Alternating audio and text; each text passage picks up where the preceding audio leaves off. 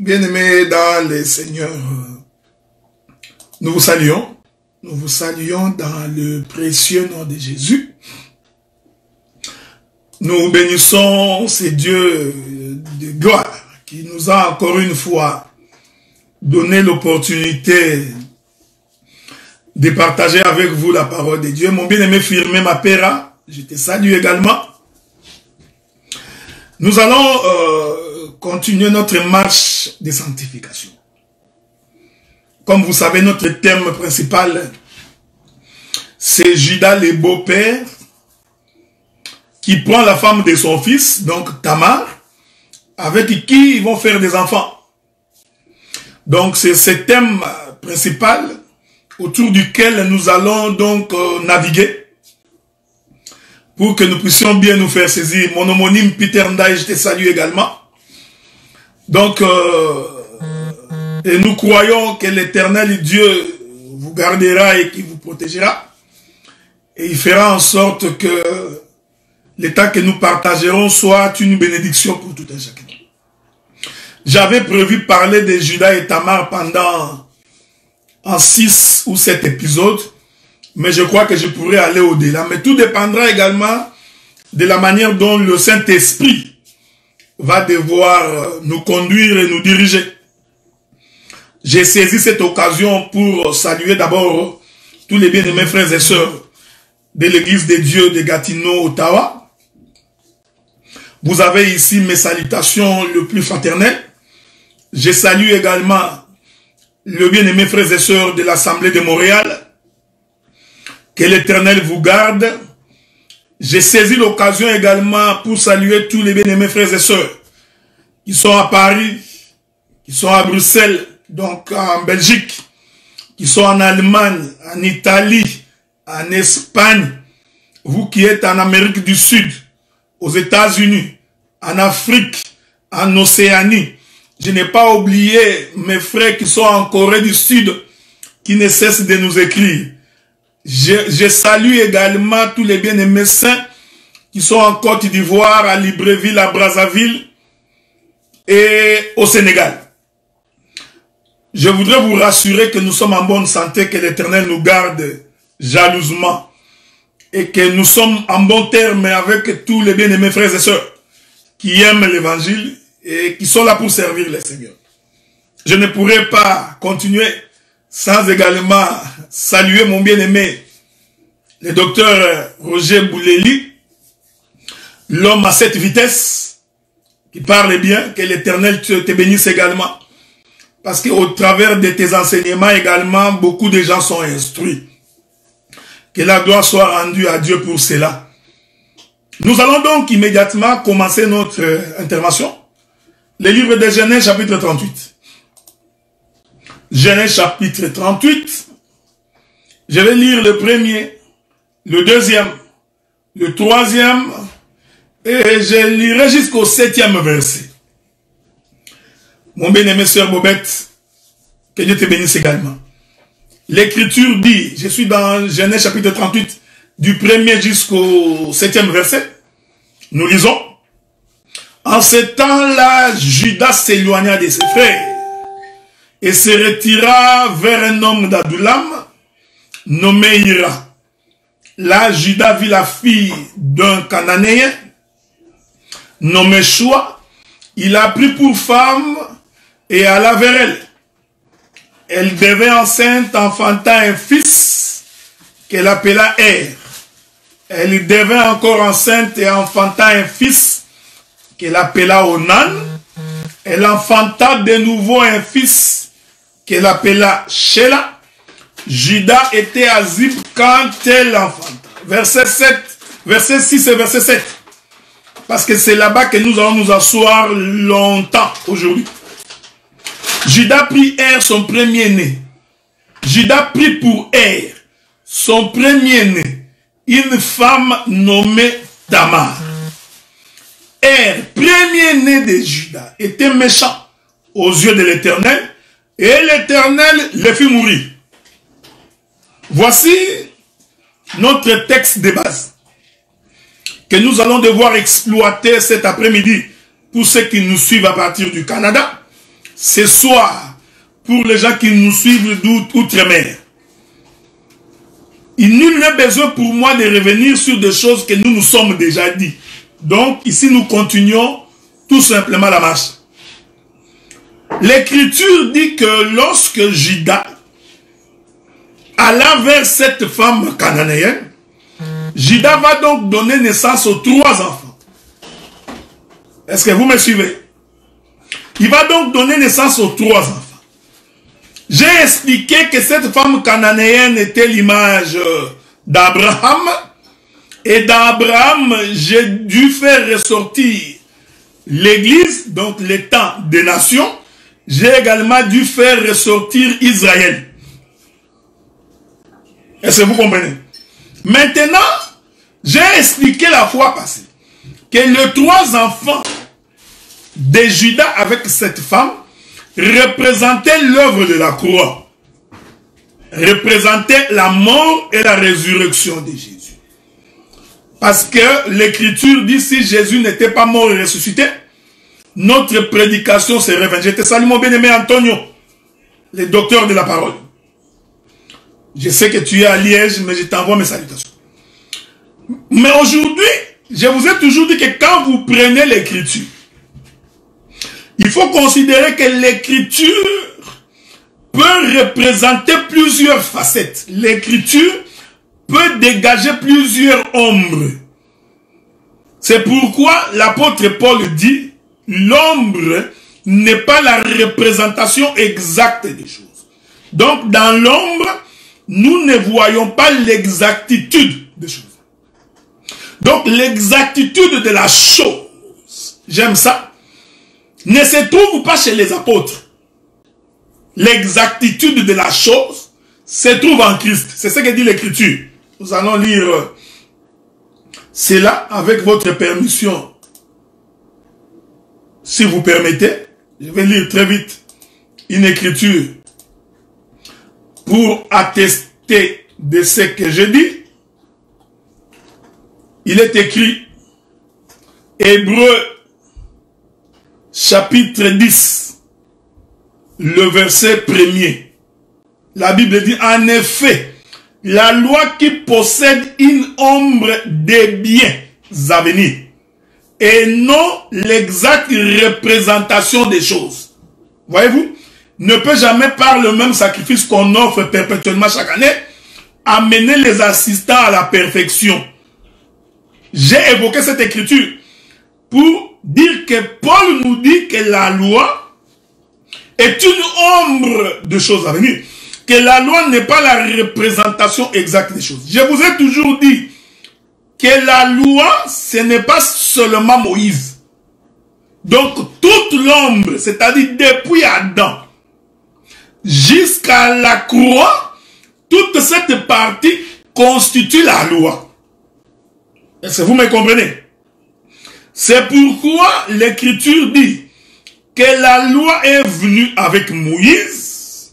La grâce et la vérité sont venues avec Jésus-Christ. Or, vous allez comprendre que celui qui a écrit Genèse, c'est Moïse, Exode, Nombre, Lévitique et Deutéronome. Donc, celui qui a écrit tous les Pentateuques, qui sont les 5 premiers livres de la Bible, c'est Moïse. Comme Moïse est le garant de la loi, donc nous comprenons que celui qui nous parle d'Abraham, c'est Moïse. J'aime ça. Donc celui qui nous parle d'Isaac, c'est Moïse. Celui qui nous parle de Jacob, c'est Moïse. Celui qui nous parle de Juda et de Tamar, c'est encore Moïse. Donc nous disons, c'est la loi. Donc l'histoire de Juda et de Tamar est une loi. Est-ce que vous comprenez? Ici, la loi ne se définit pas comme étant le commandement. Non. Donc ici, la loi, c'est une ombre. Or, je vous avais dit que l'ombre par elle-même ne peut pas bouger. Donc si nous voyons l'ombre en train de bouger, en réalité, c'est-à-dire qu'il y a quelque chose qui a bougé et nous en avions vu l'ombre. Est-ce que vous comprenez? Donc je suis le frère Adela. Si vous voyez mon ombre en train de bouger, donc en réalité, ce n'est pas l'ombre qui a bougé. C'est moi, Adela, qui ai bougé. Donc l'histoire de Judas et de Tamar étant une ombre par Moïse, ce n'est pas moi, c'est par Moïse. Donc nous comprenons que l'histoire de Judas et de Tamar n'est pas la représentation exacte des choses. Donc, pour que nous trouvions la représentation exacte des choses, il faut que nous allions toucher Christ. Parce que c'est lui, la fin de la loi. Est-ce que vous comprenez? Donc, quand la Bible dit que Christ est la fin de la loi, cela ne veut pas dire que la loi prend fin. Non, non, non. Cela veut dire qu'il est l'accomplissement de la loi. Donc, tous les mouvements que nous voyons dans l'ombre, j'aime ça, j'adore ça. Tous les mouvements que nous voyons dans ce qu'on appelle l'Ancien Testament, en réalité, tous ces mouvements ne sont que l'ombre de la réalité qui est Christ. Voilà pourquoi je vous ai toujours interdit de vous approprier des Écritures, parce que les Écritures ne sont que l'ombre de Dieu. Donc les Écritures ne parlent pas de toi. Est-ce que vous comprenez ça? Elles parlent premièrement du Seigneur Jésus-Christ. Une fois que nous aurons expliqué cela en Jésus, maintenant comme nous sommes co-héritiers avec Christ dans ses promesses, c'est comme ça que nous prenons part à ces choses. Est-ce que vous comprenez? Maintenant regardez. Les trois fils de Judas sont en réalité l'expression de Judas. En d'autres termes, ils constituent la sémence de Judas. Est-ce que je répète ça? Les fils sont la sémence du Père. Donc, le Père porte la sémence.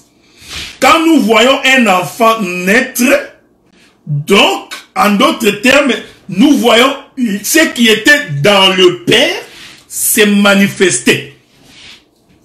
Je répète ça, parce que si tu ne comprends pas ici, tu ne comprendras pas quand Judas va prendre sa belle-fille.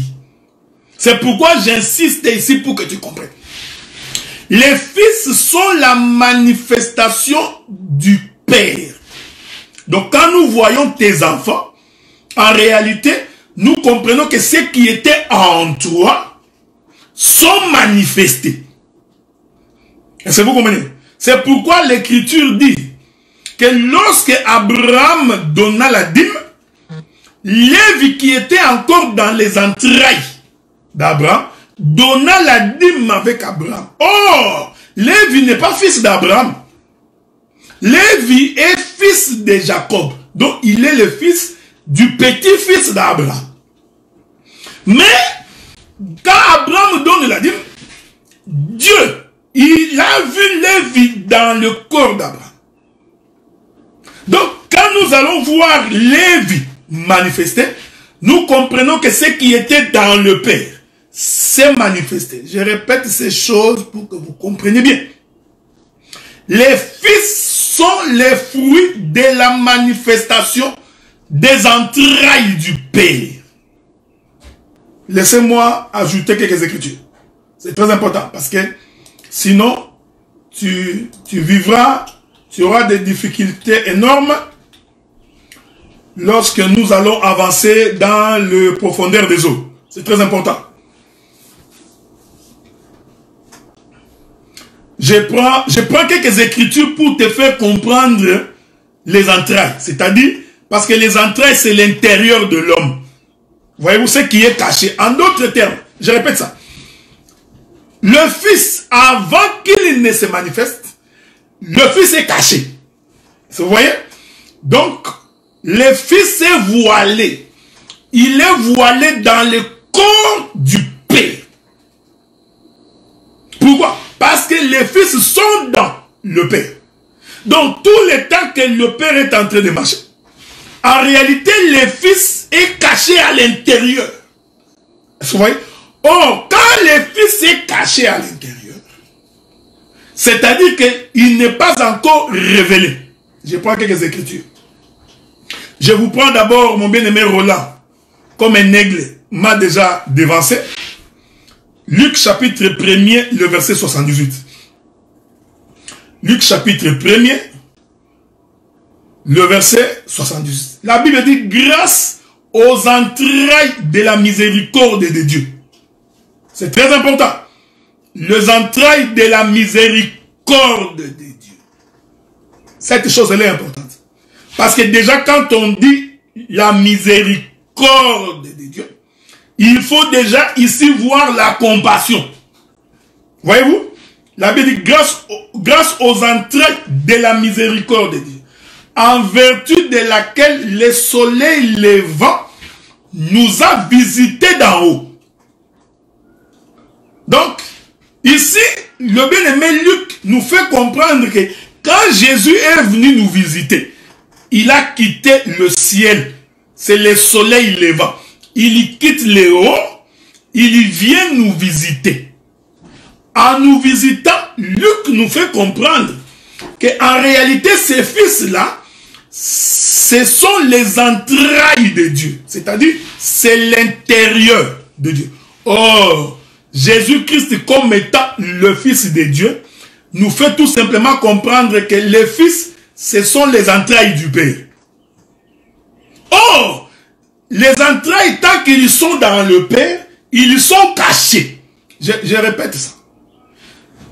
Donc, si le Fils n'est pas manifesté, il est impossible de comprendre le Père. Pourquoi? Parce que le Fils est caché dans le ventre. En d'autres termes, quand le Fils sort, c'est le Fils qui nous fait révéler le Père. Il nous fait comprendre l'intérieur du Père. Donc, vous comprenez? C'est pourquoi Jésus avait raison de dire, je ne vous dis que ce que j'ai vu chez le Père.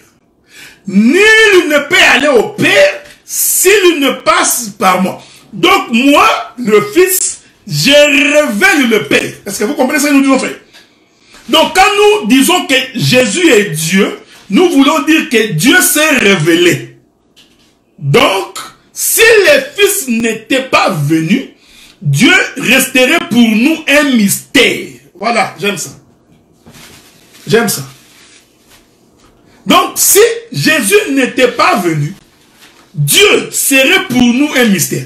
Donc, celui qui nous fait révéler le Père, en réalité, c'est qui? C'est le Fils. Oh, le Fils, c'est l'intérieur du Père. C'est-à-dire, c'est les entrailles. Donc, c'est la manifestation de Jésus qui nous permet de comprendre le Père. C'est pourquoi, quand Philippe lui a posé la question, montre-nous le Père, cela nous suffit. Jésus répond, Philippe, tout le temps que je suis avec toi, tu n'as jamais compris que c'est lui qui m'a vu. Voilà. Donc moi, je suis les entrailles. Donc, je suis le Père manifesté. Voilà pourquoi il est écrit. La foi vient de ce que l'on entend. Et ce que l'on entend ne vient pas de la parole de Dieu, parce que Dieu est un mystère. Mais ce que l'on entend vient de la parole de Christ, c'est-à-dire le Fils révélé. C'est pourquoi l'Écriture dit, si quelqu'un ne croit pas en Jésus, il ne peut pas être sauvé. Ça vous comprenez?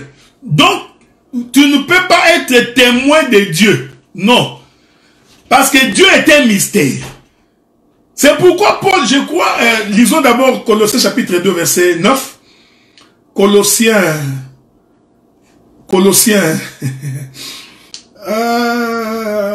Bon, Colossiens chapitre 2, verset 9. Prenons d'abord ça.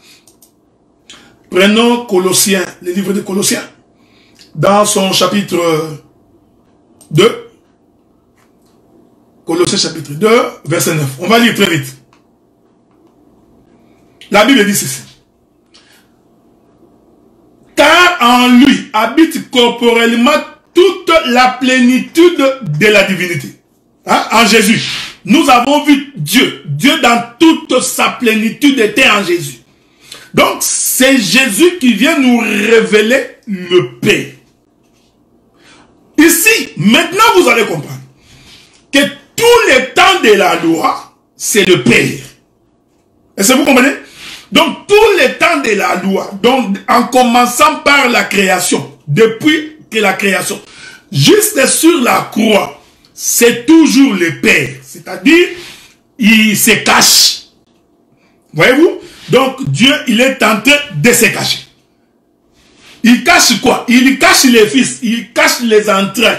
Donc, quand nous voyons les fils dehors, en d'autres termes, nous comprenons que Dieu vient de se révéler.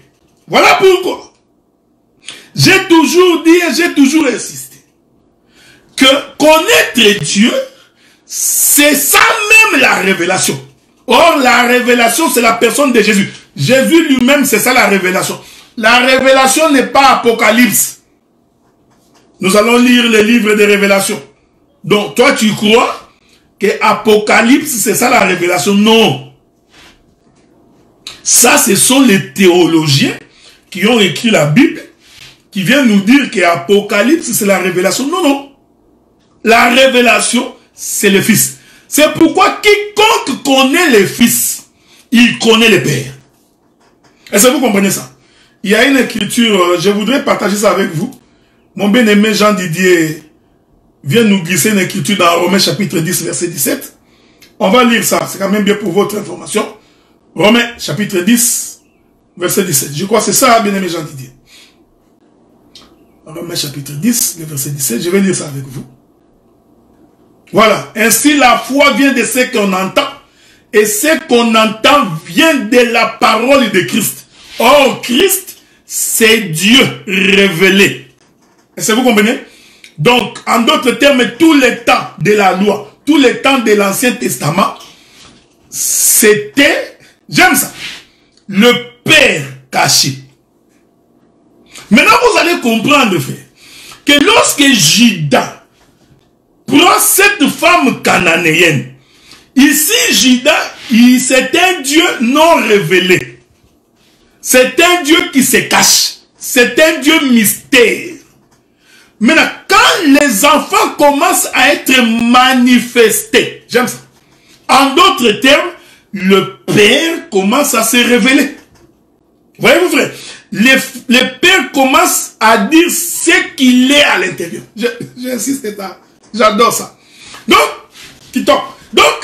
les enfants de Judas, en réalité, ce sont les manifestations de Judas lui-même. En d'autres termes, c'est la sémence du Père.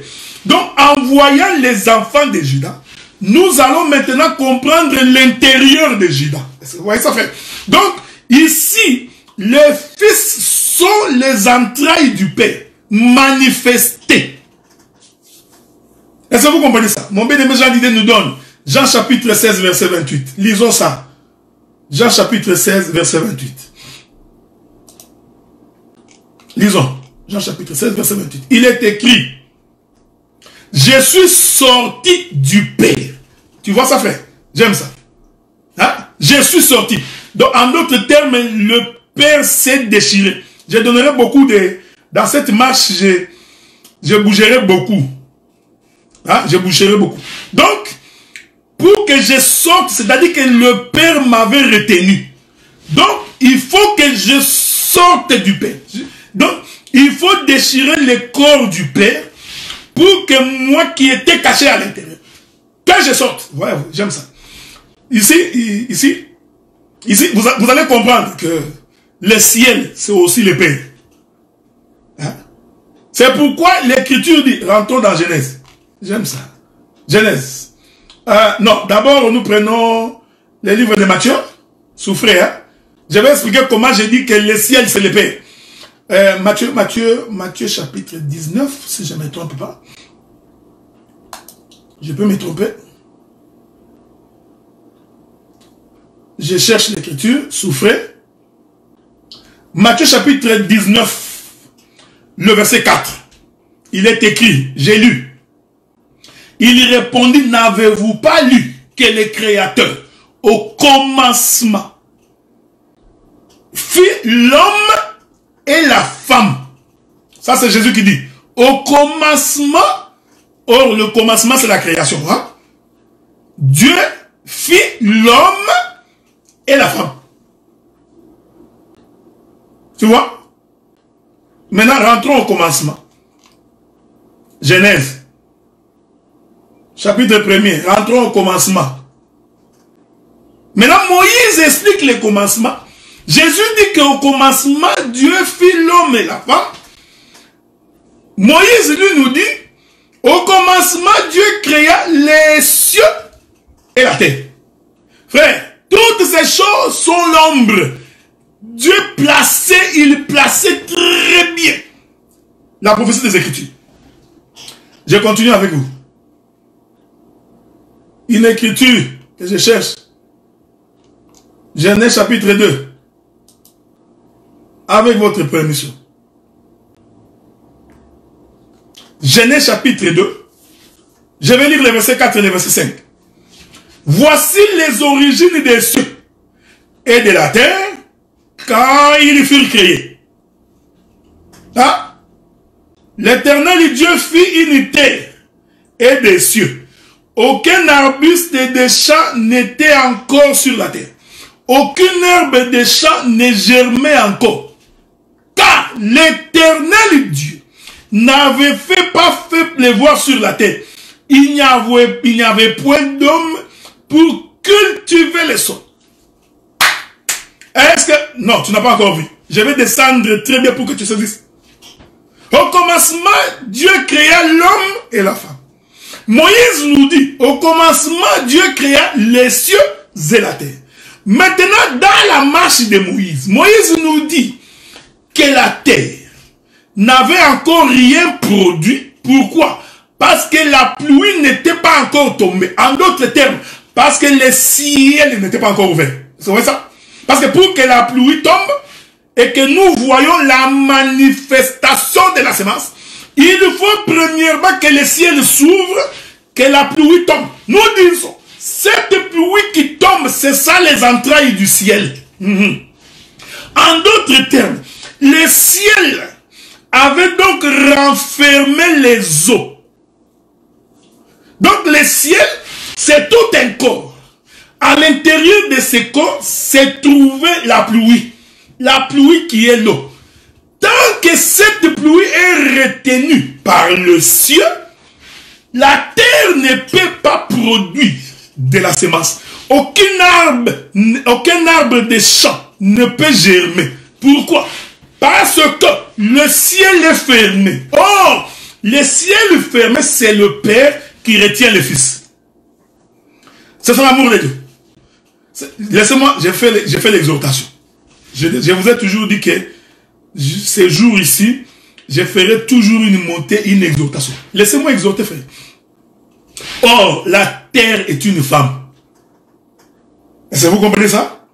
Nous sommes la femme, nous sommes la terre. Mais nous, en tant que terre, on ne peut pas produire les fruits si la pluie ne tombe pas. Un homme qui dit qu'il a rencontré Christ, c'est Christ qui est la pluie, qui tombe du ciel. Cet homme-là, nous devons voir la manifestation de la semence. C'est pourquoi l'Écriture dit, on reconnaît l'arbre par son fruit. Or, l'arbre ne peut pas germer si premièrement la pluie ne tombe pas. Je te parle, mon frère. Je te parle, ma soeur. Pendant ce moment de confinement, pour que tu comprennes que si tu rencontres la pluie, c'est-à-dire si l'Éternel véritablement a ouvert le ciel pour toi, si Dieu, le créateur de toutes choses, a véritablement ouvert les cieux pour toi et qu'il a laissé la pluie tomber sur toi, tu dois, je dis bien tu, c'est obligatoire, tu dois produire de la semence. Est-ce que vous comprenez? Maintenant, vous allez comprendre que Judas, c'est les cieux. Tu as vu ça? Donc, Judas, pendant qu'il est en train de venir là, c'est le ciel. Mais Judas doit s'ouvrir pour que cette femme cananéenne puisse manifester la sémence. Nous comprenons que la sémence de Judas, c'est ça même la pluie. Donc Judas, c'est les cieux. Vous voyez, ici, on ne peut pas l'expliquer selon le dictionnaire. C'est pourquoi nous avons toujours dit que la définition du dictionnaire, à un moment donné, risque de te créer beaucoup de difficultés. Lisons l'écriture d'Ésaïe. C'est ça, mon bien-aimé Roland. J'ai toujours aimé quand tu es là. Tu me rassures des fois quand tu es là, mon bien-aimé. Allons lire ça. Roland nous donne quoi? Ésaïe chapitre 62, verset 4. Lisons ça. Ésaïe chapitre 62.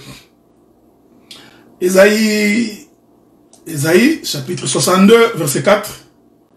Vous qui êtes à la maison, écrivez. C'est très important pour votre salut. La Bible dit. Commençons par le premier verset, à mon bien-aimé Roland. Si vous permettez. Commençons par là. Je m'excuse, il faut que je porte mes lunettes pour lire, on commence à vieillir. Il est écrit. Pour l'amour de Sion, je ne me tairai point. Pour l'amour de Jérusalem, je ne prendrai point de repos. Jusqu'à ce que son salut apparaisse comme l'aurore et sa délivrance comme un flambeau qui s'allume. J'aime cette écriture. Hein? Pour l'amour de Sion, je ne me tairai point. En d'autres termes, pour l'amour de Sion, je dois ouvrir ma bouche. C'est-à-dire qu'il faut que je parle. J'aime ça. Oh, que j'aime le ciel. Oh, ouvrir la bouche, c'est ça même le ciel. Vous comprenez? Donc quand Dieu ouvre sa bouche, c'est ça le ciel. C'est pourquoi un jour, le Seigneur est en train de marcher. Mon bien-aimé, le prophète Louzayamo. Et bon, quand je te salue, mon frère, on va se voir en été. Si coronavirus ne nous fait pas défaut. C'est pourquoi un jour, Jésus rencontre un homme qui était aveugle. J'ai dit, cet homme qui était aveugle, c'est la femme cananéenne de Judas. Mais Jésus, pendant qu'il venait, ici, Jésus, c'est le Père, c'est le ciel. Il rencontre un homme qui était aveugle. J'aime ça. L'homme voulait voir. Je voudrais voir, au maître. La Bible dit, Jésus ouvrit sa bouche et cracha. Est-ce que vous comprenez? Donc quand Jésus ouvre sa bouche pour cracher, c'est le ciel qui s'ouvre. Pour que les crachats, c'est ça l'intérieur de l'homme. Hein? Donc vous comprenez? Donc le crachat, c'est l'intérieur de l'homme. Il ouvre, il va donc appeler ce qui était à l'intérieur. Pour que cela puisse sortir. Le crachat de Jésus a permis à cet homme de voir. Vous comprenez? Oh, en d'autres termes, le crachat a donné la vie. Parce que cet homme aveugle signifie quelqu'un qui était dans les ténèbres. Oh, celui qui est dans les ténèbres, c'est celui qui n'a pas Dieu. C'est celui qui est dans le monde. Donc, ma bien-aimée sœur Fatim, je te cherche. Reste là parce que tu vas écouter la bonne parole. Reste accroché. Accroche-toi. Tu écouteras la bonne parole. Regardez, frère. Donc, l'homme aveugle était l'image de l'humanité tout entière. Qui était sans Dieu, sans espérance, qui ne pouvait pas produire le fruit digne de la repentance. Maintenant, pour que cette femme ou cet homme qui était aveugle, qui en réalité est une femme, vous comprenez? C'est ce que nous étions sans Dieu. Il a fallu que Christ ouvre sa bouche. Or, je vous ai dit, depuis Adam jusque sur la croix, c'est toujours le Père. Donc même quand Jésus marche sur la terre, là, frère, c'est toujours l'homme, c'est toujours la loi, c'est toujours le Père. Il ne s'est pas encore révélé.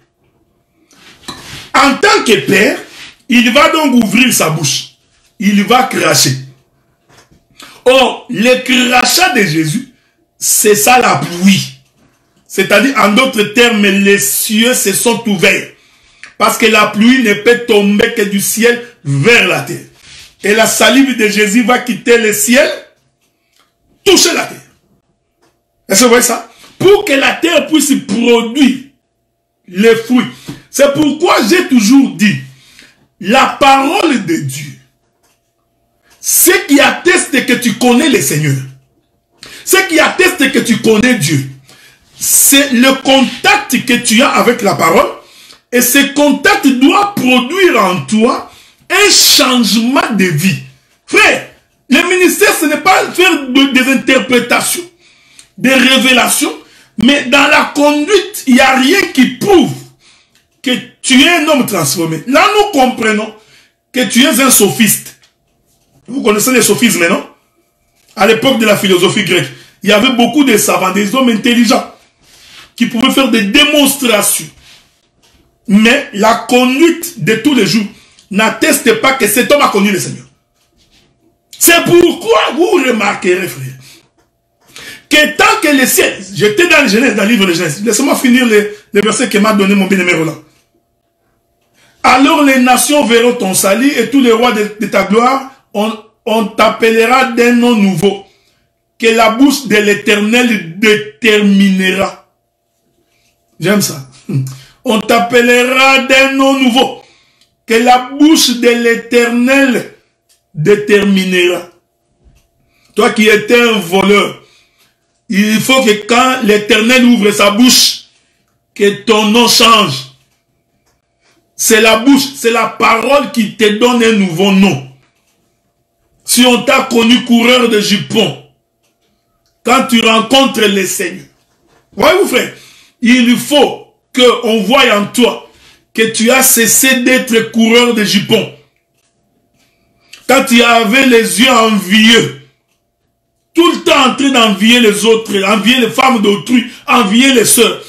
Quand tu rencontres le Seigneur, la bouche de l'Éternel doit définir en toi un nouveau nom. Est-ce que vous comprenez? Donc, ce sont les mystères de la parole. Tu t'appelais Saoul, Saul.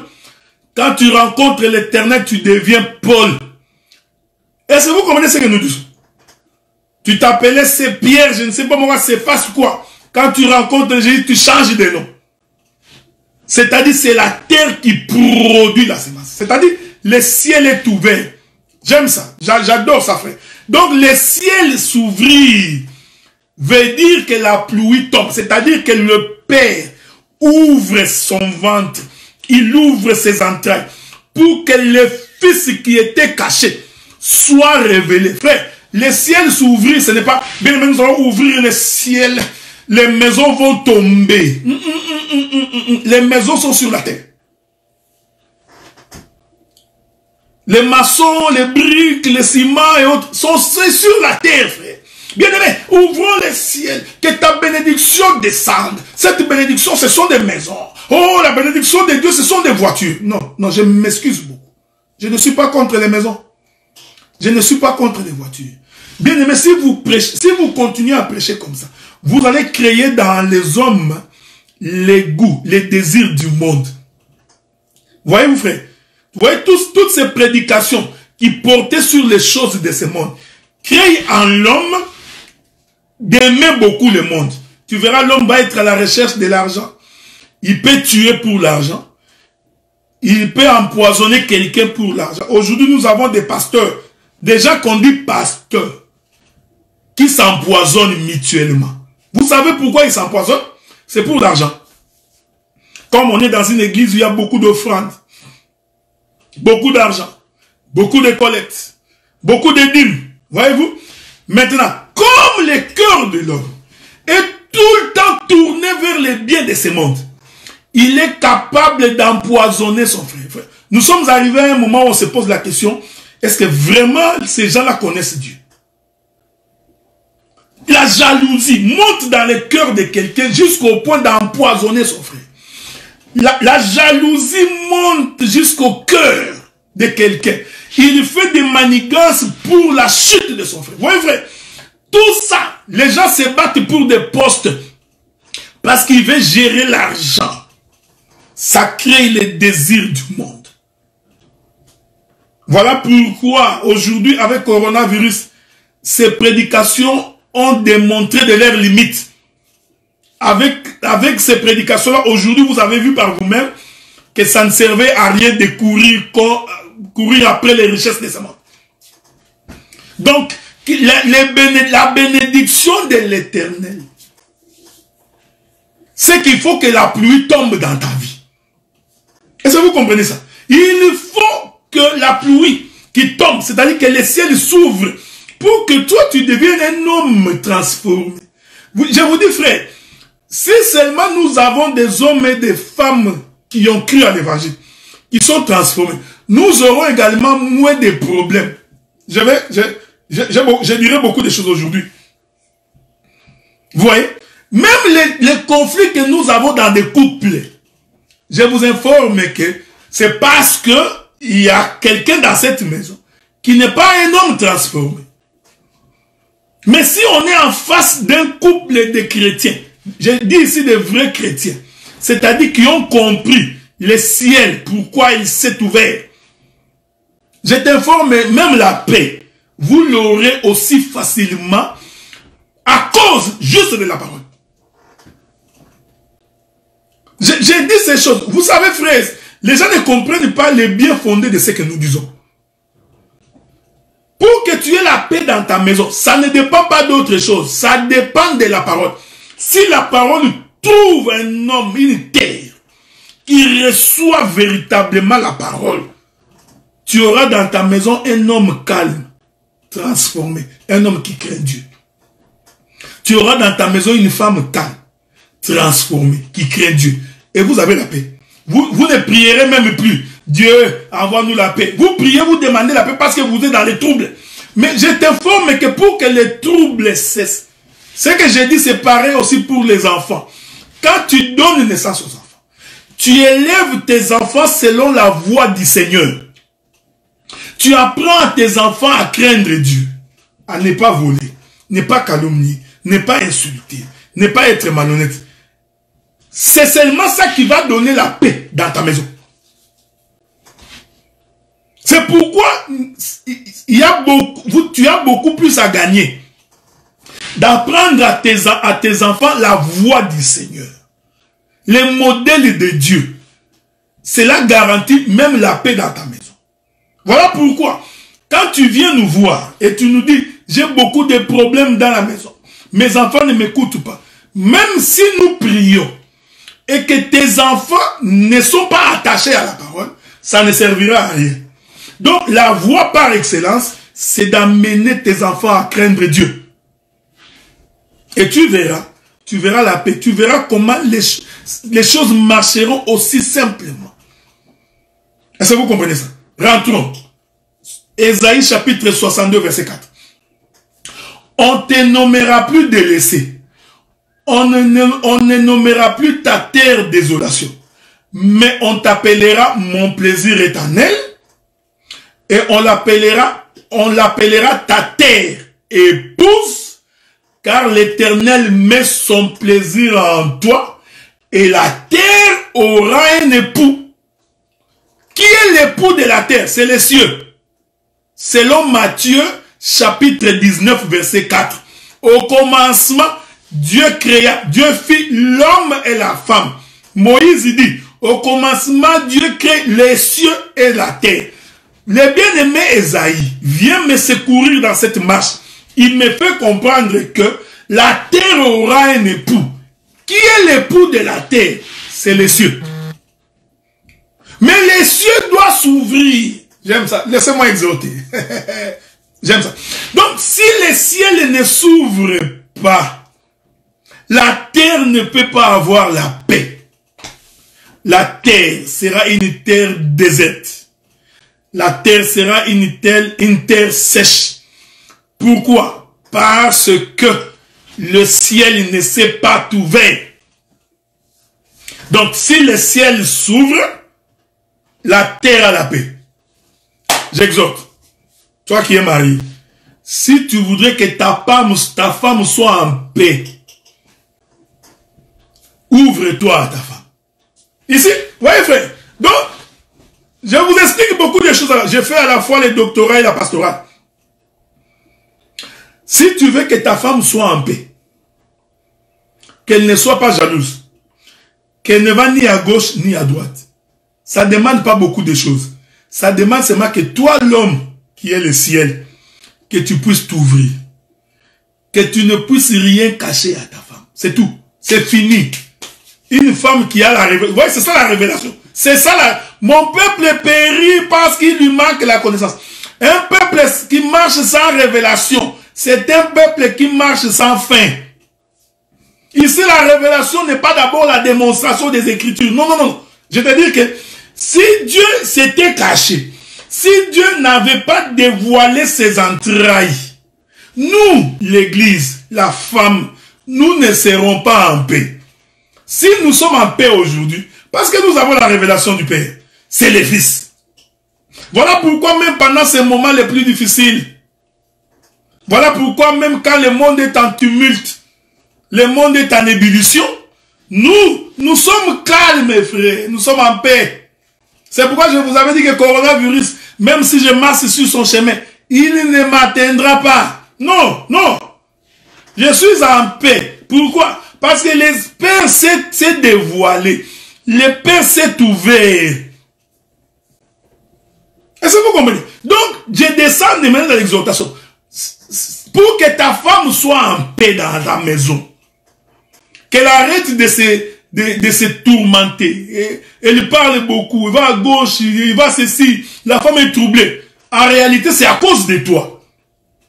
Parce que toi qui es l'homme, tu es devenu un mystère. La femme ne sait pas combien tu gagnes par mois. Aucune nouvelle, frère. Mais vous êtes... Je m'excuse. Je parle au frère. Je parle au frère. Ta femme ne connaît pas combien tu gagnes. Il ne connaît pas tes mots de passe. Il ne connaît même pas les comptes bancaires, les numéros de compte bancaire. Des fois, tu envoies l'argent à tes amis, à tes anciennes copines, à des gens en Afrique. Ta femme ne sait même pas les transactions que tu fais. Maintenant, tu demandes à cette femme d'être en paix. Non. Elle ne peut pas être en paix. Pourquoi? Parce que toi, tu es un mystère. Voilà pourquoi, si Dieu demeure un mystère pour l'Église, l'Église est tourmentée, frère. L'Église est tourmentée. Laissez-moi lire l'écriture que m'a donné mon bien-aimé Jean Didier. Proverbe chapitre 29, verset 18. Proverbe. Allons-y. Allons-y, Proverbe. Prenons Proverbe 29, 18. Proverbe 29, 18. Lisons. Qu'est-ce qui est écrit? Quand il n'y a pas de révélation, le peuple est sans frein. Et reste s'il observe la loi. Tu vois, ça d'abord c'est la révélation. Dans la révélation, dont nous l'Église, s'il n'y a pas de révélation, la révélation ici, ce n'est pas forcément les interprétations des Écritures, comme beaucoup font des confusions. C'est le fait que Dieu ne s'est pas caché. Il s'est révélé. Il a dévoilé son intérieur. Une fois que Dieu dévoile son intérieur, la femme est apaisée. C'est pourquoi il dit, soyez en paix et que votre cœur ne se trouble point. Pourquoi? Parce qu'il nous a fait connaître sa volonté. Je m'en vais au Père vous préparer une place, je reviens. Nous avons cette connaissance. Donc la connaissance de l'homme donne la paix à la femme. Tu vas voir, elle va grossir. Elle ne grossira pas à cause de stress, non. Tu verras même les joues. Elle aura des très belles joues. Même son teinture, hein, on dit sa teinture, même sa teinture va changer seulement parce qu'il est informé. Tu verras même pour préparer à la maison, ça ne dérange pas. Elle va commencer à préparer en chantant. Parce qu'elle a la connaissance de l'homme. Mais non, toi tu es un mystère. On ne sait même pas ce que tu es. Tu es devenu comme Jésus devant les pharisiens. Tu es qui toi? Fils de Marie et de Joseph. Des fois un prophète. On ne comprend pas qui tu es. Toi tu es qui? Jésus pose la question aux disciples. Qu'est-ce que les gens disent de moi? Certains disent que. Donc ils ne connaissaient pas. Et vous? J'aime Pierre. Pierre dit, tu es le fils du Dieu vivant. Jésus répond, ça là, tu ne l'as pas connu par toi-même. C'est le Père. Voilà. Donc, le Père a donné la réponse de la révélation. Est-ce que vous comprenez? Donc, c'est pourquoi les ciels qui s'ouvrent, c'est-à-dire c'est l'homme qui se révèle. C'est-à-dire c'est Dieu qui se dévoile. Une fois que Dieu s'est dévoilé, la femme est en paix. J'ai fait l'exhortation aux frères.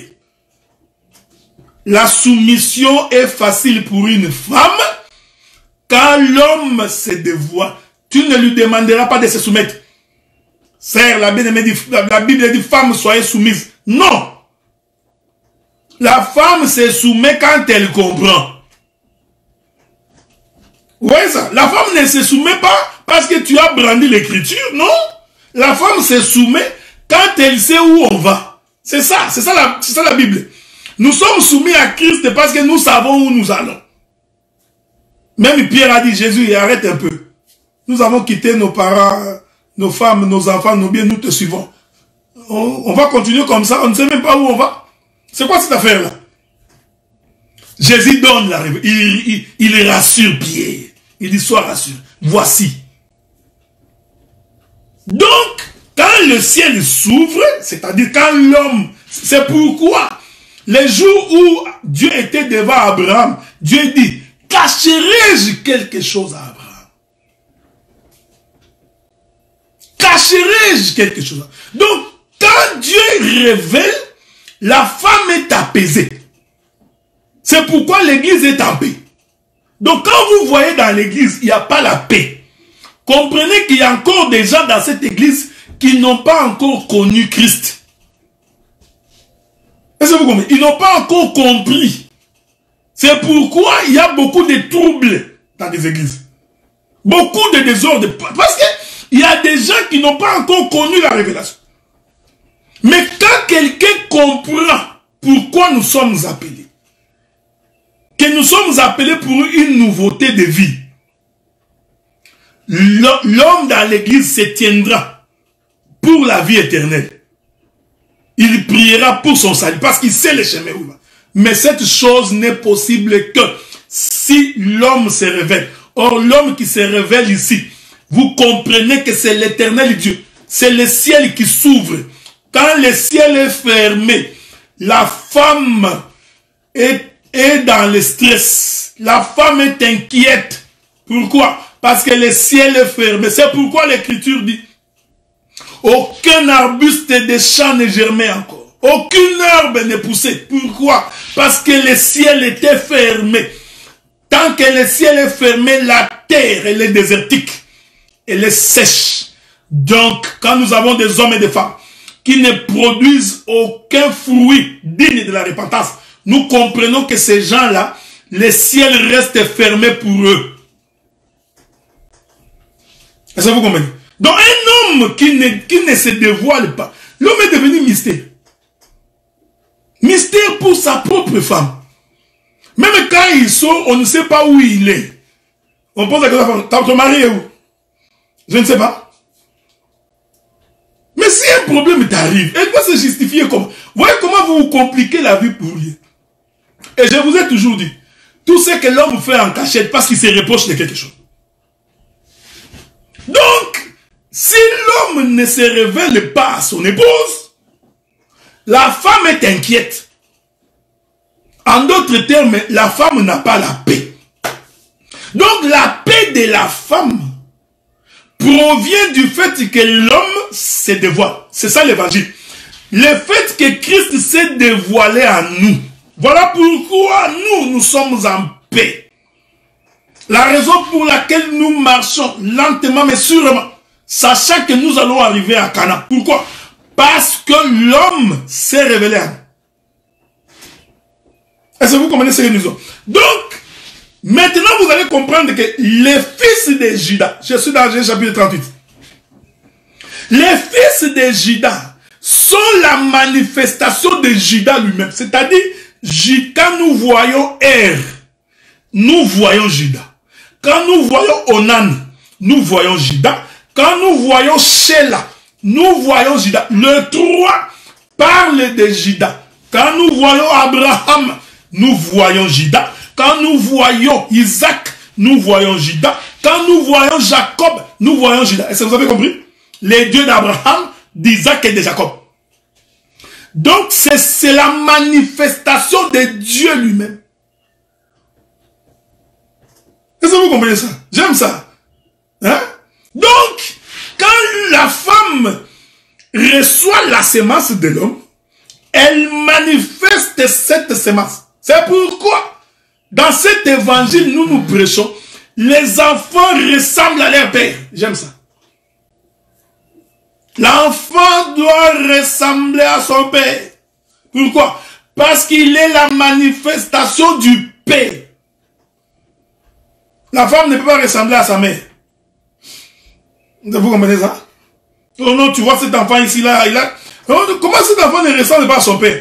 Oh non, il a pris le visage de mon oncle, de mon frère, de son oncle maternel. Non, non, non, non. Oh. L'enfant, c'est la semence du père. Donc, c'est pourquoi Jésus dit à propos des disciples, il dit, ils étaient à toi, Père, ils étaient à toi, tu me les as donnés. J'aime ça. J'aime balancer les écritures, frère. Hein? Est-ce qu'on peut lire cette écriture-là? Lisons cette écriture-là. Jean chapitre 17. La Bible dit ceci. Je commence par le verset 15. La Bible dit, je leur ai donné ta parole et le monde les a haïs. Parce que ils ne sont pas du monde. Hein? Ils ne sont pas du monde. Comme moi, je ne suis pas du monde. Je t'ai pris de ne pas les ôter du monde, mais de les préserver du mal. Ils ne sont pas du monde comme moi, je ne le suis pas. Sanctifie-les par ta vérité, ta parole est la vérité. Comme tu m'as envoyé dans le monde, je les ai aussi envoyés dans le monde. Bon, sautons. Le verset 21. Afin que tous soient un comme moi, comme toi et moi. Attends, je répète ça. Afin que tous soient un comme toi, Père, tu es en moi et que moi, je suis en toi. Frère, ici, je vais scandaliser quelqu'un. Jésus, pour expliquer que les enfants sont un, hein, il commence par démontrer comme moi et le Père, nous sommes un. Hein, hein, comme toi, Père, tu es en moi et que moi, je suis en toi. Donc, moi et le Père, nous sommes un. Ici, Jésus nous fait comprendre que lui et le Père, hein, ils sont un. Afin qu'eux aussi soient un en nous. Pour que le monde croit que tu m'as envoyé. Donc, quand Jésus dit que moi et le Père, nous sommes un, donc nous formons le même corps, en réalité, ici, Jésus nous fait comprendre le mariage d'Adam et d'Ève. L'homme quittera son père et sa mère et s'attachera à sa femme, et les deux deviendront une seule chair. Donc ici, vous allez comprendre que quand Jésus dit que moi et le Père, nous sommes un, je balance un peu la nuée. Ici, Jésus est l'ombre d'une femme. Et que le Père est l'ombre de l'homme. Les deux forment un. Ils forment un couple. Mais dans ce couple-là, c'est le Père qui donne les enfants à Jésus. Est-ce que vous voyez? Ici, Jésus prend la position de la femme qui reçoit les fils du Père.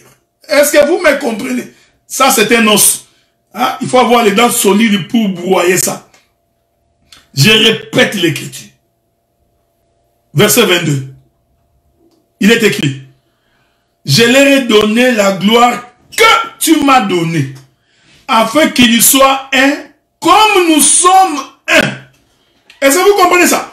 Donc, la gloire que tu m'as donnée, je les ai communiquées, pour qu'eux aussi soient un. Ici, je t'informe que je suis en train d'expliquer toute la Bible. Donc, quand Jésus dit que lui et le Père sont un, ici, Jésus ici est identifié à une femme. Pourquoi? Parce que ici, Jésus est sur la terre, né d'une femme. Mon bien-aimé Guilain dit, il n'a pas bien compris. Je vais aller doucement. Je vous avais dit que c'est un os. Laissez-moi aller doucement, ok? Pour que mon bien-aimé Guilain puisse me comprendre. J'ai relu l'écriture. Jean chapitre 17, 21e verset. Afin que tous soient un, comme toi, Père, tu es en moi, et comme je suis en toi, afin qu'eux aussi soient un en nous, pour que le monde croie que tu m'as envoyé. Je répète ça. Même ma bien-aimée sœur Alice n'a pas compris. J'ai continué l'écriture. Lisons d'abord. Verset 22. Il est écrit. Bien-aimé, beaucoup n'ont pas compris. Je savais. On va aller doucement. L'écriture dit. Moi en eux et toi en moi, afin qu'ils soient parfaitement un, et que le monde connaisse que tu m'as envoyé, et que tu les as aimés comme tu m'as aimé. Est-ce que vous me suivez? Vous lisez d'abord les textes. Les textes nous font comprendre que Jésus dit, lui et le Père sont un. Dans son discours, Jésus continue pour dire que le Père l'a aimé. Donc Jésus est l'amour du Père. Voilà comment on explique les Écritures. Ok? Or, l'amour, c'est généralement l'amour de l'homme vis-à-vis de la femme. Selon les livres des Éphésiens, Marie, aimez-vous femmes. Voyez-vous? Dieu a tant aimé le monde. Ici, le monde, c'est la femme. Donc, l'amour, c'est toujours l'apanage de l'homme. Et l'amour de l'homme, c'est toujours pour sa femme. Donc, maintenant, quand Jésus dit que le Père m'a aimé, nous sommes dans l'ombre. Ici, Jésus est en train de prendre la position d'une femme. Pourquoi j'ai dit cela? Je suis rentré dans la création. Quand on amena Ève vers Adam, il dit, voici l'os de mes os, chair de ma chair. On l'appellera femme. C'est pourquoi l'homme quittera son père et sa mère, s'attachera à sa femme. Les deux deviendront une seule chair. Donc, l'unité, c'est l'unité de l'homme et de la femme. Est-ce que vous me comprenez? Ici, maintenant, vous allez comprendre que quand Jésus, il dit que le Père m'a aimé, Jésus s'identifie à la femme. Or, selon les livres d'Ésaïe 62, verset 4, la femme est une terre. Voilà pourquoi Jésus est né d'une femme terrestre, portant la chair comme nous. Est-ce que vous voyez? Quand Jésus porte la chair comme nous, il s'identifie, je dis bien identifie, à une femme.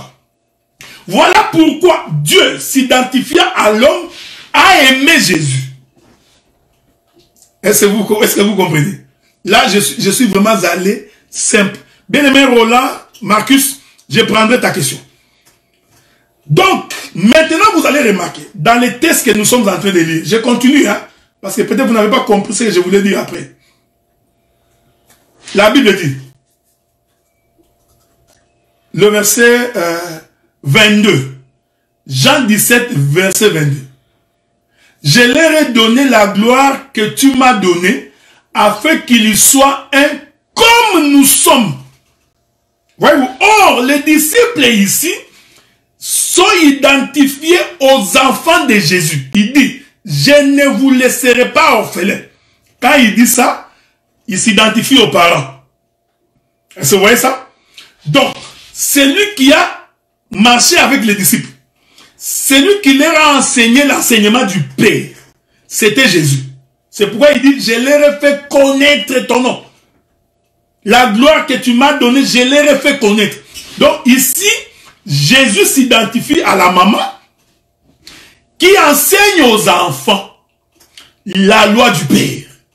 Est-ce que vous avez vu ça, frère? Donc ici, les disciples sont donc les enfants de Jésus. Mais Jésus dit que ce sont les enfants que toi, Dieu, tu m'as donnés. C'est cette écriture-là que j'ai cherchée. Je ne sais pas. Hein, il dit, ils étaient à toi, mais tu me les as donnés. Hein? Attendez. Je ne sais pas si je trouverai cette écriture-là. C'est cette écriture-là que je cherche noir sur blanc. Pour que nous puissions bien marcher. Roland est où? Il dort ou quoi? Je reviendrai sur Galates chapitre 4 plus tard. Je vais revenir là-bas, bien aimé. Pour que chacun de nous puisse bien nous faire saisir. Jean chapitre 17, verset 6. Bien aimé Roland, que Dieu te garde. C'est 17, verset 6. Ok? Allons lire ça. Bon, mon ordi vient de... Ok, voilà. C'est parfait. Jean chapitre 17, verset 6. Lisons. Il est écrit. J'ai fait connaître ton nom aux hommes que tu m'as donné. Voilà. Voyez, frère. Donc ici, bien-aimé Guigiston, que Dieu soit loué. Ici, Jésus démontre que les disciples, en réalité, ils appartenaient à Dieu. Donc, Dieu a pris, c'est les disciples, il a donné à Jésus. Donc, nous comprenons que ici, Jésus devient une femme. Voyez-vous? Jésus prend la position de la femme cananéenne. Dieu prend la position de Judas, qui prend sa sémence, qui sont ses enfants. Il donne à la femme samaritaine. Est-ce que vous voyez ça? C'est très important. Merci beaucoup. C'est ça. C'est ça, bien aimé Alice. Donc, il dit, verset 6, j'ai fait connaître ton nom aux hommes que tu m'as donnés. Ici, nous pouvons expliquer tous les mystères. Parce que faire connaître les noms veut dire enseigner. Donc ici, Jésus fait l'œuvre du ministère. Or, le ministère est une femme qui prend soin de l'épouse, des enfants du roi. Est-ce que vous comprenez ça? Donc, le bien-aimé ici, Jésus dit, j'ai fait connaître ton nom aux hommes que tu m'as donné au milieu du monde. Ils étaient à toi et tu me les as donnés et ils ont gardé ta parole. Donc, les disciples appartenaient à Dieu. Dieu a pris les disciples qu'il a donnés à Jésus. Ici, Jésus devient une femme. Et Dieu est le père, le mari, qui prend sa sémence. Or, la sémence, ce sont les enfants. Ce sont les entrailles. Et vous voyez ça? De l'homme qui donne à sa femme. C'est pourquoi j'ai dit, les enfants doivent ressembler à leur père. C'est pourquoi Jésus dit, je leur ai fait connaître les noms. C'est-à-dire, le ministère, j'aime ça. Le ministère de la parole consiste à faire connaître les noms du Père aux enfants du Père. Donc, nous ne prêchons pas pour que vous deveniez nos disciples. Je suis le disciple d'Adélar. Adélar est mon père. Daddy, père. Frère, il faut vraiment que vous arrêtiez un peu ces slogans-là. Ça commence à devenir péjoratif. Quand bien même que nous savons que c'est par notre canal que nous vous prêchons, mais quand nous sondons les profondeurs de Dieu, nous comprenons que vous ne nous appartenez pas. Vous êtes les fils de Dieu, que Dieu nous a confiés dans les ministères pour que nous vous fassions connaître les noms du Père. Est-ce que vous voyez ça, frère? Donc, c'est pourquoi j'ai toujours dit, j'ai toujours insisté. Les ministères, ce n'est pas que vous nous connaissiez. Tu vois, moi, je suis un homme puissant. J'ai fait les États-Unis d'Amérique. Je suis allé au Canada. J'ai circulé de mon temps. Voyez-vous, je suis passé par Katakoko, mais qui ne connaît pas mon histoire. Dans cet évangile, si ce n'est pas... Voyez-vous, ça, c'est faire connaître mon nom. Non. Non. Notre mission, c'est que vous connaissiez les noms du Père. Et que vous gardiez sa parole. C'est ça l'œuvre du ministère. C'est pourquoi j'ai toujours dit, un enfant dans l'église ne peut pas ressembler à son pasteur. Il est comme... Parce que nous avons des frères et des sœurs dans l'église. Dès que tu touches ton pasteur, il va oublier même qu'il est chrétien. Il va insulter, prêt à se bagarrer. Tu vois? Des gens comme ça, c'est que le ministre a fait un mauvais travail. C'est pourquoi je vous ai toujours dit, frère, je ne peux pas vous empêcher d'écouter les autres. Écoutez, frère, ne craignez rien. Ne craignez rien. Je ne peux pas te dire, non, tel ne l'écoute pas. Tel. Non, non, non. Écoute, parce que nous croyons. Si nous t'avions fait connaître que Christ, tu ne seras pas mon... Vous ne deviendrez pas mes fanatiques. Non. Vous pouvez bien m'aimer, mais tu ne deviens pas fanatique d'un prédicateur. Nous avons des gens, parce que tel prédicateur et tel autre ne se parlent pas. Tu vois aussi un frère, il s'aligne aussi. D'abord, ce qui est encore pire, c'est lorsque deux prédicateurs ne se parlent pas. Deux prédicateurs, ils prêchent Dieu, mais des ennemis. Maintenant, tu verras, les disciples aussi, chacun, commence à se rallier derrière son prédicateur. Même si l'autre dit des choses qui sont vraies, il prêche la vérité, il ne peut pas dire Amen. Son cœur est mauvais. Il a des difficultés pour dire Amen. Pourquoi? Tout simplement parce que lui, il est fanatique de l'autre prédicateur. Il y en a d'autres, lui, il ne peut pas citer les noms. S'il cite les noms, si je cite son nom, c'est comme si je l'élève. Tu n'élèves personne, frère. Si je te dis, écoutez le bien-aimé Jean-Gong, tu penses que c'est ce qui va l'élever? Que c'est moi qui l'élève? Ou écoutez le prophète Jean-Willy Manzassou? Ou que c'est moi? Non, je n'élève personne. On n'a même pas peur de ça. Parce que nous vous avions prêché Christ. Rien d'autre, frère. Nous sommes ici pour que vous... C'est ça, Jésus dit, je leur ai fait connaître ton nom. Même pas son nom à lui, Jésus. Vous voyez, c'est ça le ministère. Hein? Ici, Jésus prend la position de la femme.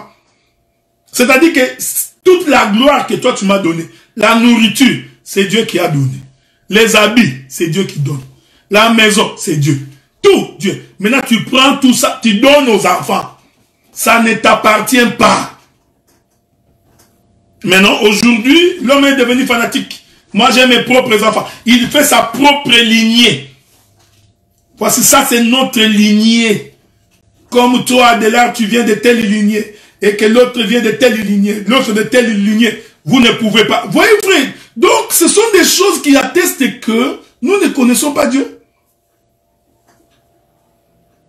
Est-ce que vous comprenez? Souffrez quelques minutes. On va clore bientôt. Bien-aimé Alice, que Dieu soit loué. Regardez. Donc, vous comprenez ce que nous disons. Ici, tout ça, je suis en train d'expliquer Judas qui prend la femme cananéenne pour manifester les enfants. Est-ce que vous comprenez ça, frère? Non, tu vois, moi, ce que tu dis là, mon pasteur là avait dit, non, frère. Ne viens pas faire un partage avec quelqu'un. Tu vois, le docteur Adélard avait dit, non. Il faut que toi, tu te rassures que ce que tu dis, c'est la vérité. Même si c'est moi qui l'ai dit. Mais il faut que d'abord, toi, tu vérifies, tu es convaincu. Maintenant, quand tu partages, partage avec tes propres convictions. Vous savez, il y a ce qu'on appelle en science argument d'autorité. Hein? Les gens qui ont fait les sciences, qui ont étudié à l'université, ils savent cela. Dans la science, il y a ce qu'on appelle les cadres épistémologiques. Les cadres épistémologiques veut dire tout simplement, nous avons des grands chercheurs, des grands scientifiques qui ont déjà fait des recherches, qui ont publié dans les domaines. Et ces domaines-là s'appellent cadres épistémologiques.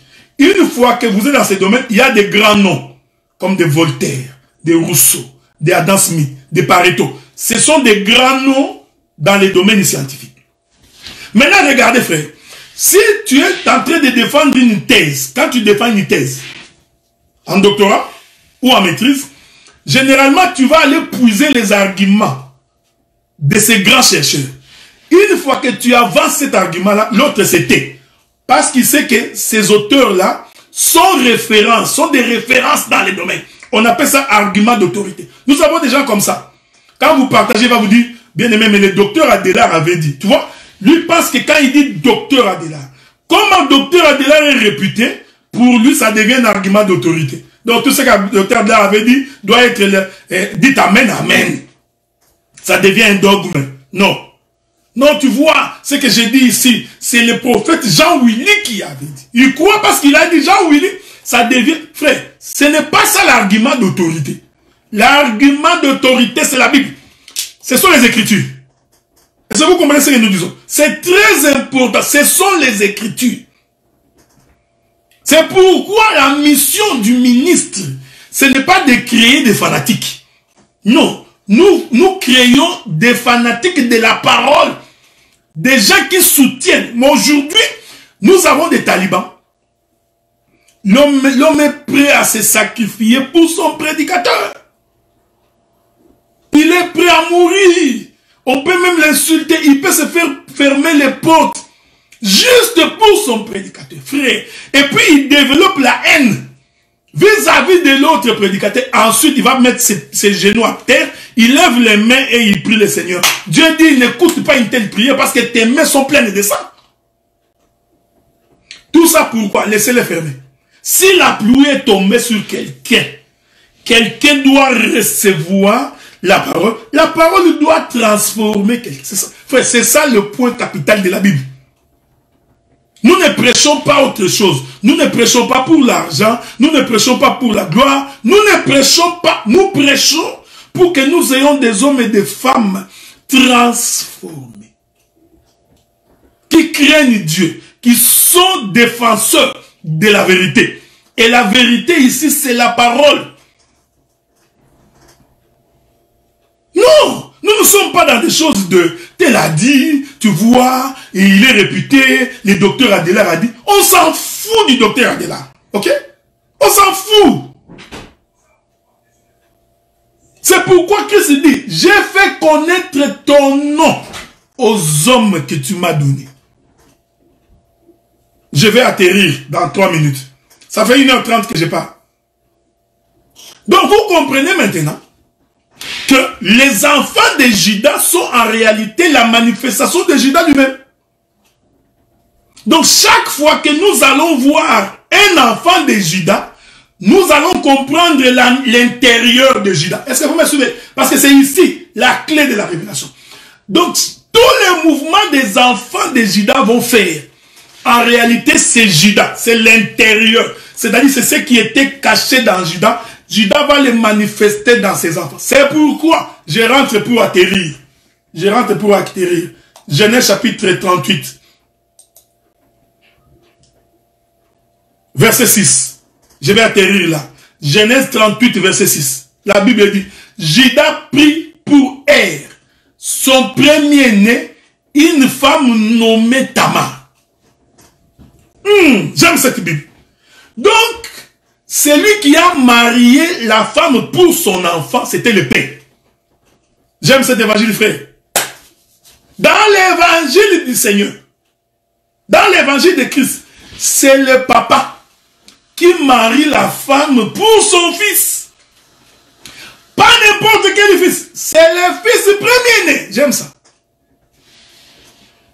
Donc, tout ça, Dieu parle de lui-même. Donc, frère, si tu veux que ton fils se marie, je te le dis, toi le père, il faut que tu maries le fils pour ton enfant. Je continue à dire que même dans la doctrine, ça doit être comme ça. Mon frère Roland Marcus, si tu m'entends, est-ce que tu peux poser ta question? Essaie de poser ta question, je vais y répondre pour atterrir.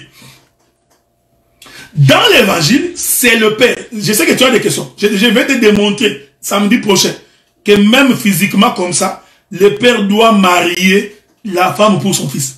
Je vais te démontrer ça. Donc, dans cet évangile ici,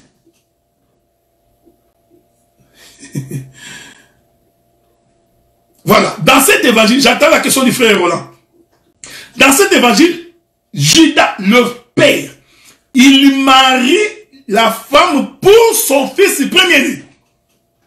Le samedi prochain, nous allons maintenant expliquer quel est ce premier-né, ce fils premier-né de Judas, pour qui Judas doit trouver une femme. Voyez-vous, frère? Donc, Judas se révèle, c'est l'intérieur. Donc, en manifestant Judas révélait son intérieur. Quel était son intérieur? C'est que lui, Judas, doit trouver une femme pour son fils premier-né. C'est pourquoi, j'ai dit dans la doctrine, si tu as un garçon dans la maison, il faut que toi, le père, tu puisses marier la femme pour ton fils. Voyez-vous, frère? C'est très important. Si ton enfant va se marier sans que la femme, sans que le papa n'intervienne, sans que le papa n'épouse, ça que j'aime ça. Ça là, on va recommencer ces mariages-là. Voici la question du bien-aimé Roland. Marcus Lubaki. Physiquement, Jésus avait le visage de sa mère ou de... J'aime bien. Hein? Jésus ne ressemblait pas à Marie parce qu'il a dit que Marie n'est même pas sa mère. La Bible dit qu'un jour, on dit à Jésus, ta mère, tes frères, tes soeurs te cherchent. Jésus répond, qui est donc ma mère? Qui sont donc mes frères et mes soeurs? Donc, physiquement, Jésus ne ressemblait pas à Marie parce qu'il n'avait rien à voir. Je vous ai... Mais regardez, le visage de Jésus ressemblait à son père. Est-ce que vous voyez ça? Donc, parce qu'il dit, j'ai fait ce que j'ai vu le Père faire. Qui m'a vu a vu le Père. Je t'informe que Jésus ressemblait à son Père. Ok? Donc, il ressemblait à Dieu. Ah, maintenant encore la question, quel est ce visage de Dieu? Tu vois? C'est encore là une autre question. Le visage de Dieu, c'est la parole. Est-ce que vous voyez ça? Donc, je suis parti des choses terrestres pour expliquer les choses célestes. Mais physiquement, un enfant peut ressembler à sa mère. Non, non. Est-ce que vous comprenez? J'ai dit physiquement, un enfant peut ressembler à sa mère. Donc, tu vois l'enfant, tu dis, il ressemble à sa mère. Ça, c'est pas un problème. J'ai dit bien physiquement. Mais selon l'évangile, la pensée de Dieu est que les fils doivent ressembler à leur père. C'est-à-dire que nous, enfants de Dieu, nous devons ressembler à Dieu. Est-ce que vous voyez? Mais physiquement, l'enfant peut ressembler à sa mère. C'est pas un problème.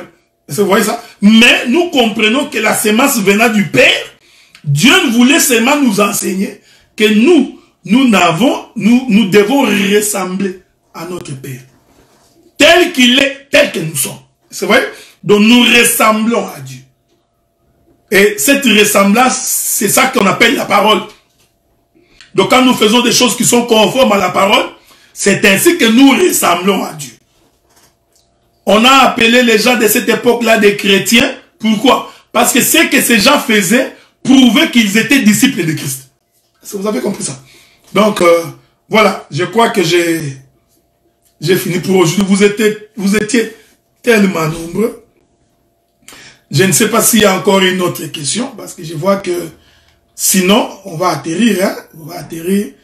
Mais vous aurez toujours... toutes mes interventions, vous l'avez sur mon compte YouTube. Je remercie le bien-aimé Jimmy, qui est en France, qui est en train de m'aider pour faire le montage de toutes mes vidéos et de les publier sur YouTube de façon professionnelle. Que Dieu te garde. Moi, je le faisais un peu de façon traditionnelle, un peu archaïque.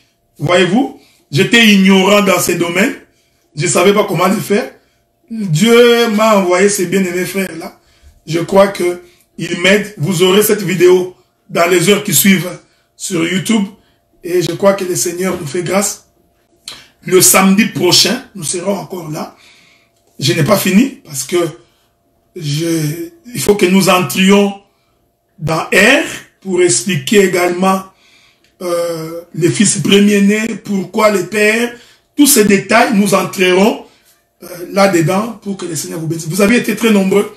Je vous remercie énormément d'avoir pris de votre temps. Merci beaucoup, bien-aimé Morgan. Donc, je vous donnerai le temps la semaine prochaine. Merci beaucoup, le pasteur Laurent Tsouka, hein, donc depuis la ville de Lyon. Que Dieu te bénisse également. En tout cas, que Dieu vous garde. On se fixe rendez-vous le samedi prochain. En tout cas, que Dieu vous bénisse.